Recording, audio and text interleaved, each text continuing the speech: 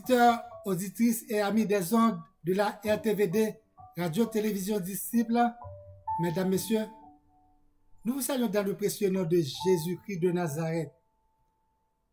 Nous allons aujourd'hui faire la lecture et prêcher la parole de Dieu du livre de Genèse, Genèse 2, versets 2, 3 et 5. Dieu acheva le 7e jour son œuvre qu'il en avait faite, et il se reposa au 7e jour de toute son œuvre qu'il avait faite. Dieu bénit le 7e jour et il le sanctifia, parce qu'en ce jour, il se reposa de toute son œuvre qu'il avait créée en la faisant.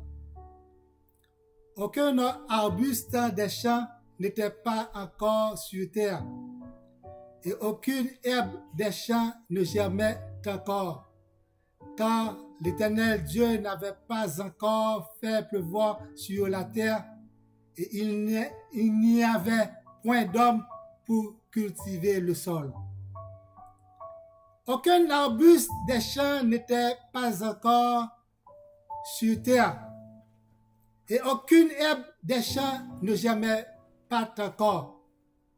L'Éternel Dieu n'avait pas fait pleuvoir sur la terre.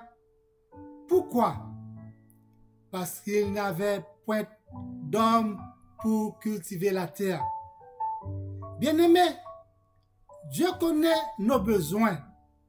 Il sait de quoi nous sommes formés. C'est notre Créateur. Il fait toutes choses en son temps. Même il a mis dans nos cœurs la pensée de l'Éternel, bien que l'homme ne puisse pas saisir l'œuvre que Dieu a faite. Du commencement jusqu'à la fin. Dit Ecclésiaste 3, verset 11. À tel point, l'homme ne sait pas même comment remercier Dieu, notre Créateur. Le Dieu très haut, comment adorer notre Dieu le Tout-Puissant? Comment reconnaître les bienfaits de l'Éternel, Dieu, celui qui a créé le ciel et la terre? Celui qui nous a créés et formés, celui qui connaît nos besoins, nos faiblesses, celui qui fait toujours des prévisions et des provisions pour nous. Prévision, il a planifié notre dessein sur la terre des vivants. Provision, il a planifié nos besoins sur la terre. L'Éternel sera pour toujours ton guide. Il rassasiera ton âme dans les lieux arides et il redonnera de la vigueur à tes membres. Tu seras comme un jardin arrosé, comme une source dont les eaux ne tarissent pas. Ésaïe 58, verset 11. Celui qui a fait toutes choses en son temps, parce qu'il est notre Papa, il est notre Père céleste, il est notre Créateur. C'est pourquoi, en le priant, ne multipliez pas de vaines paroles comme font les païens, qui s'imaginent qu'à force de paroles, ils seront exaucés. Matthieu 6, verset 7. Dieu sait tout.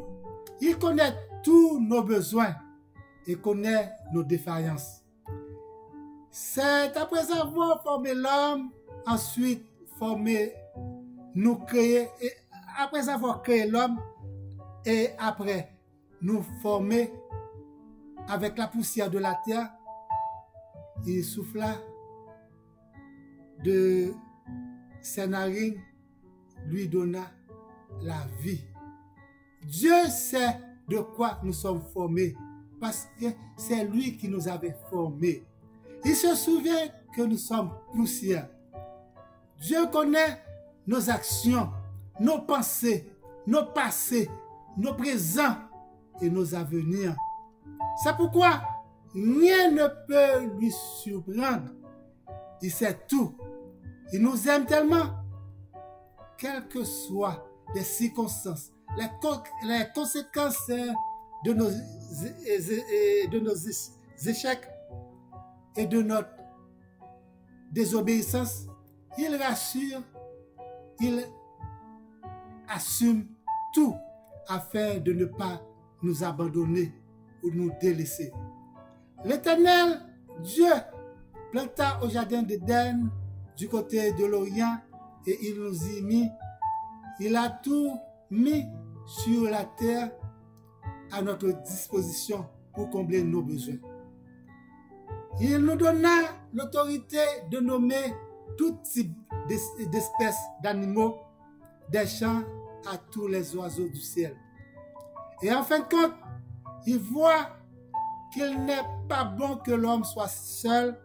Il lui fait une aide semblable à lui. C'est pourquoi ne limitez pas vos demandes à nos besoins devant l'Éternel Dieu. Tout a été créé pour nous. Gloire à Dieu. Il pourvoira à tous nos besoins. Gloire au Saint-Esprit de Dieu. Confiez-vous à lui. Tous les soucis, vos désirs, vos besoins spirituels, vos émotions et matériels.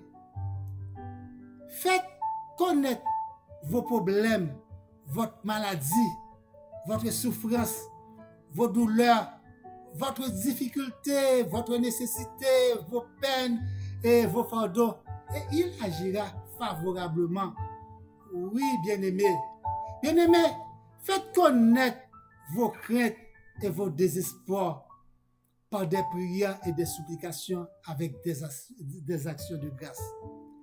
L'Éternel est juste dans toutes ses voies et miséricordieux dans toutes ses œuvres. L'Éternel est près de tous ceux qui l'évoquent, avec sincérité. Psaume 145, versets 17 et 18. Bien-aimés, avec sincérité de cœur, en lui reconnaissant comme notre souverain et divin créateur et notre papa comme notre divin rédempteur, souvent nos demandes ou nos prières ne sont pas agréées ou cela prend du temps pour exaucer. Parce que ce n'est pas le bon moment.